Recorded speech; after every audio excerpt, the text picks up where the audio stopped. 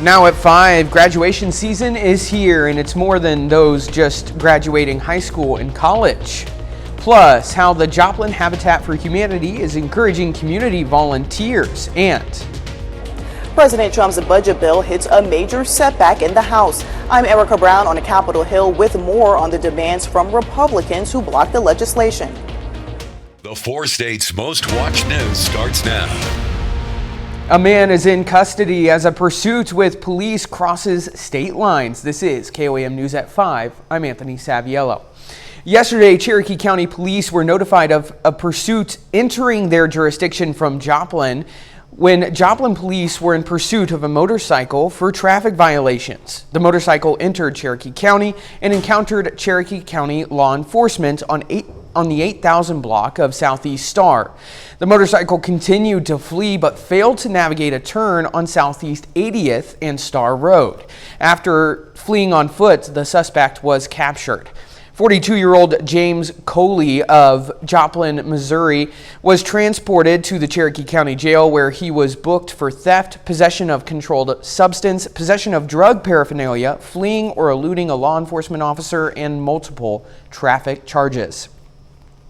The Diamond School District is advising against a new scam soliciting monetary donations in the name of the school district, as well as the Diamond Elementary Parent Organization, and it is using the district's address on written solicitations.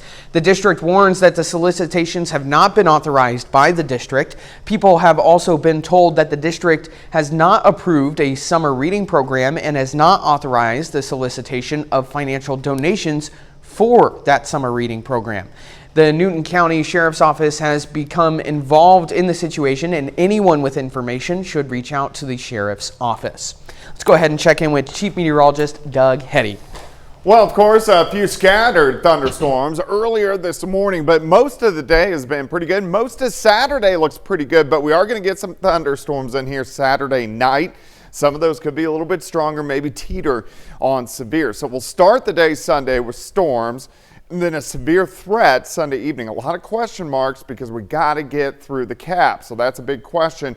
Better chance for severe weather as we move into Monday. All the severe weather today, of course, St. Louis had a tornado, southeastern parts of Missouri. We are looking pretty good. So here's Saturday's threat. We're right on the northern edge. Here's Sunday's threat. Much bigger threat starting to work into the region. But again, through the evening hours, I think we look pretty good. As we jump forward to Saturday evening, you can see a few thunderstorms trying to pop up. Of course, we're going to break it all down for you here in a bit. All right, Doug, see you soon. It's graduation weekend for many seniors in high school and college, including ROTC cadets at Pittsburgh State University. This morning, 13 cadets became officers, marking their official start of their military careers in a commissioning ceremony. The event represents years of the individuals' hard work and the beginning of their journey as officers. My dad actually got his commission through Pitt State too, so it's a big honor to have him here and follow my dad's footsteps. Family and friends were invited to attend the ceremony. Well, volunteers gathered in Joplin today to help a disabled homeowner rebuild their ramp. The Joplin Area Habitat for Humanity, Hearts and Hammers, and volunteers with Mercy Orthopedic Hospital and Clinic teamed up for the project. It's part of the organization's Brush with Kindness program, which focuses on doing light exterior repairs such as painting or landscaping. Homeowners who are older, physically disabled, and veterans are encouraged to apply for the program. Organizers encourage anyone who might need help to reach out. So it might be a ramp to another person, or it might be just raking some leaves, but to the homeowner, it's a lot more than that. So if you just give a couple hours, you're making a real difference. Since 2013, the Brush with Kindness has helped make more than 450 improvements in the Joplin area. Volunteers hope to be able to make a lot more. Well, congressional Republicans are trying to move forward with what's called a budget reconciliation bill. It's the one chance they have to pass a spending bill with a simple majority of Republican votes. President Trump has put nearly all of his domestic priorities into the more than 1,000-page bill. But even with the lowered threshold to pass the bill, the president is finding it hard to get every GOP member on board. Erica Brown has more details from Capitol Hill. President Trump's budget package, which he calls one big beautiful bill, hit a major setback Friday in the Republican-controlled House Budget Committee. Mr. Chair, on the vote, there were 16 ayes and 21 noes. 5 Republicans joined Democrats in voting against advancing the bill out of the committee. Several hardline conservatives walked out during the proceedings, trying to force a recess that would buy time to negotiate. The GOP holdouts say the bill doesn't go far enough to cut federal spending in order to rein in the deficit. Everything in Washington, D.C., you've got your lobbyists, you've got your special interests. It's money. I mean, I've had everybody call me. It's money. I get that. But it's money we don't have to spend. It's not that difficult. Republican leaders plan to continue negotiations through the weekend, but with every concession to conservative demands, they risk losing support from moderates. The bill is central to President Trump's economic agenda. It includes trillions of dollars in tax cuts, with spending boosts for the U.S. military and border security, partly paid for by steep cuts to federal health, education, and environmental programs. The president's been following all this very closely. I know he's coming back from a foreign trip, so he's going to be actively engaged, as he has the whole way through this process. Speaker Mike Johnson says he wants to pass the bill out of the House before Memorial Day. Erica Brown, CBS News, Capitol Hill. Still ahead, owning a business as corporations make major shifts. I'm Danya Backus with a look at how minority-owned businesses are pivoting as large retailers do away with diversity, equity, and inclusion initiatives. And next in Health Watch, how a 9-month-old baby became the first person to be treated with a one-of-a-kind gene therapy. Topping today's Health Watch, a baby named KJ, born with a rare genetic disorder, is the first person in the world to be successfully treated with a tailor-made gene therapy. The baby's family is speaking to CBS News in their first TV interview about their 9.5-month-long journey towards KJ's recovery. CBS News chief medical correspondent Dr. John LaPook has their story. Soon after KJ Muldoon was born last summer, the baby was diagnosed with CPS1 deficiency, a rare genetic disorder that is fatal for about half the infants born with it. What KJ was missing was an enzyme, essentially something that was responsible for breaking down toxic ammonia or a toxic item that's building up in his blood. Until now, the only long-term treatment that worked had been a liver transplant. Instead, doctors at the Children's Hospital of Philadelphia told KJ's family they could try something never done before. Use a technology called CRISPR to find the one uniquely mutated gene out of 20,000 in his little body and fix it. I remember we talked with the care team during that conversation, and I had said, we fought really hard to get him here. And now that he is here, I want to give him the opportunity to fight for himself. KJ received 3 infusions to his liver earlier this year, and he's been gaining weight and thriving. 20,000 genes in the body, 3 billion letters. This was a single defective letter? Yes. It's amazing that it can work, right? It's really amazing. Doctors Rebecca Aarons-Nicholas and Kiran Musunuru are part of KJ's medical team. In 6 months, we were able to actually make the drug, the gene editing therapy, specifically for this patient, get approval from the FDA to actually administer it to the patient and give it to the patient. KJ's parents, Nicole and Kyle, are looking forward to his first birthday in August and having him home in the coming weeks. If it's a rainy Sunday, sitting on the couch watching a movie with all of us and not the 5 of us plus KJ's in the hospital. The little moments that you probably don't think are as important when you know that you're missing a piece of your family, I'm looking forward to that. So far, there have been no serious side effects, but doctors are monitoring him closely. Dr. John LaPook, CBS News, New York. Well, one way to get teens who are picky eaters to expand their diets: school lunches. A study by the University of Bristol found kids who chose their own lunches at school had more varied diet than kids who ate lunches packed at home.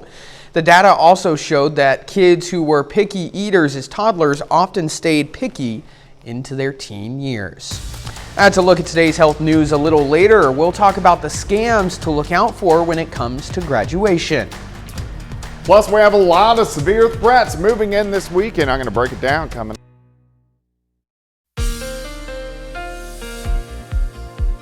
It definitely turned out to be a pretty nice Friday for us today. Very windy this morning. We had a cold front that swept through. We had a few thunderstorms, mainly in our southeastern counties that popped up.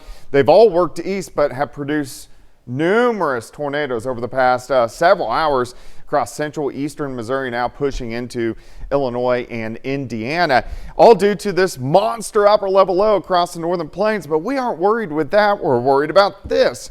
A couple waves, which are going to head toward us as we go through the next several days. So our severe threats start to go up. So here's Saturday, isolated severe. We're on the northern edge. This would be Saturday evening, Saturday night. Main threat is wind and hail. We start to ramp things up a little bit on Sunday. So Sunday evening, all modes of severe weather, but it's a very conditional threat. What I mean by that is all this area is going to be under a strong cap. If we can't get through the cap, we're not going to see one storm at all. If we get through it, that's when things could get a little interesting Sunday evening and Sunday night.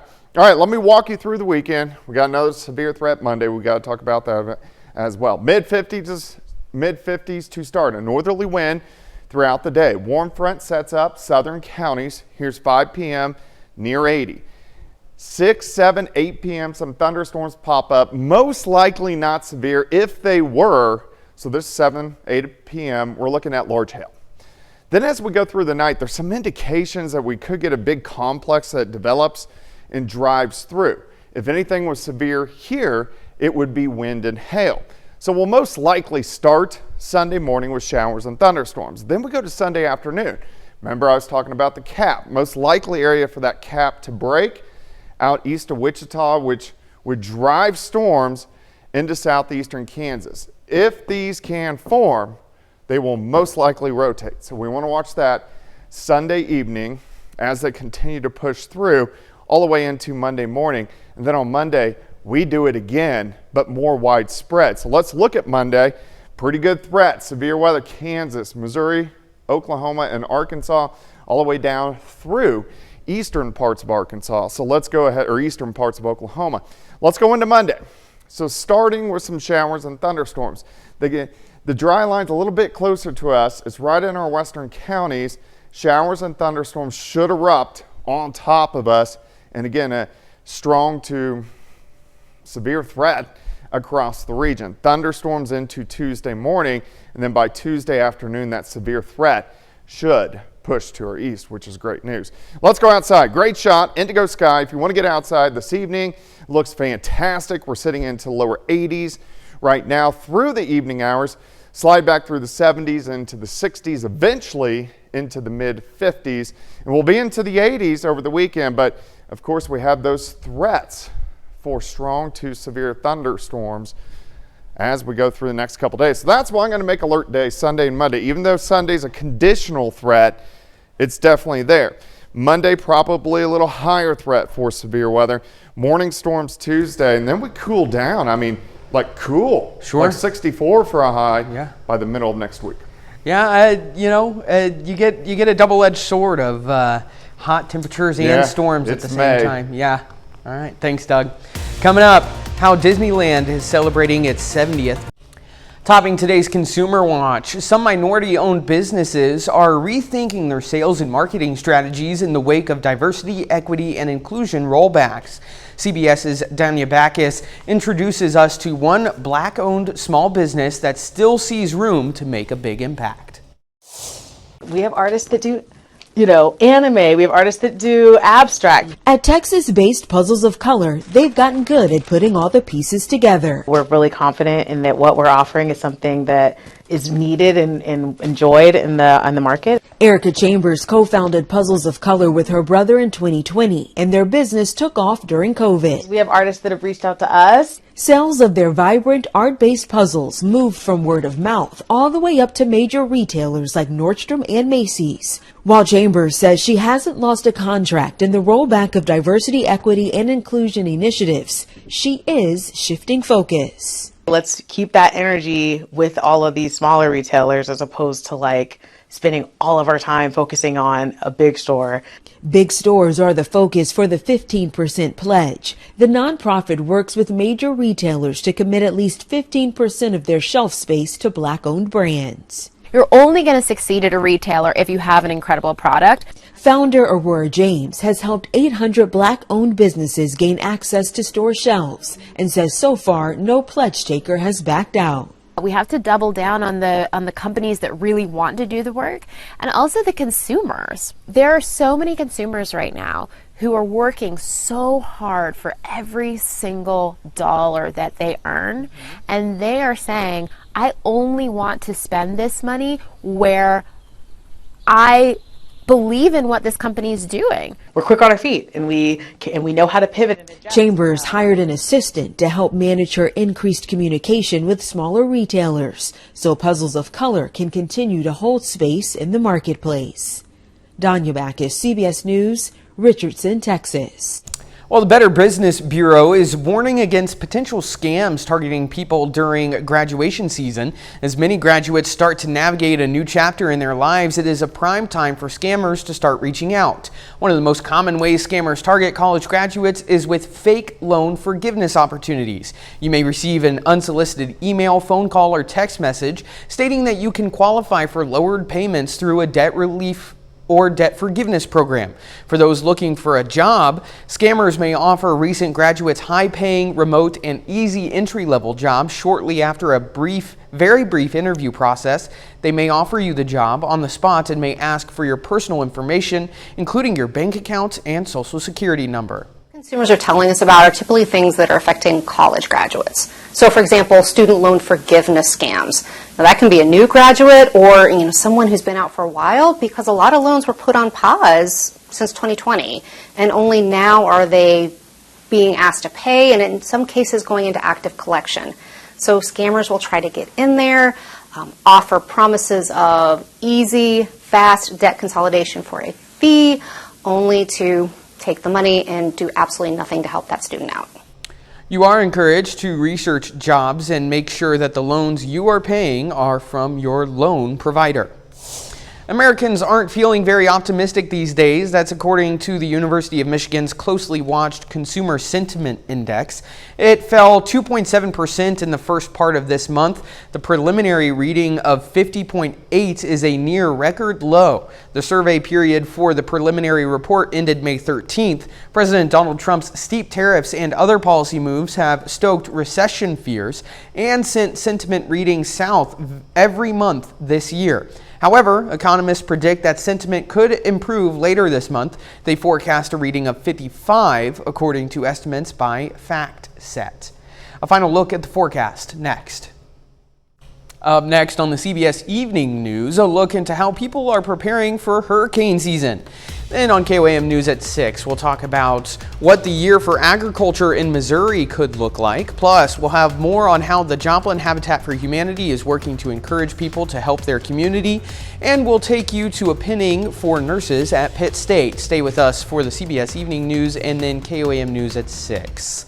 Well, Disneyland in California is celebrating its 70th anniversary. The resort is now offering special anniversary ticket pricing through August 14th for its two theme parks, Disneyland and Disney California Adventure.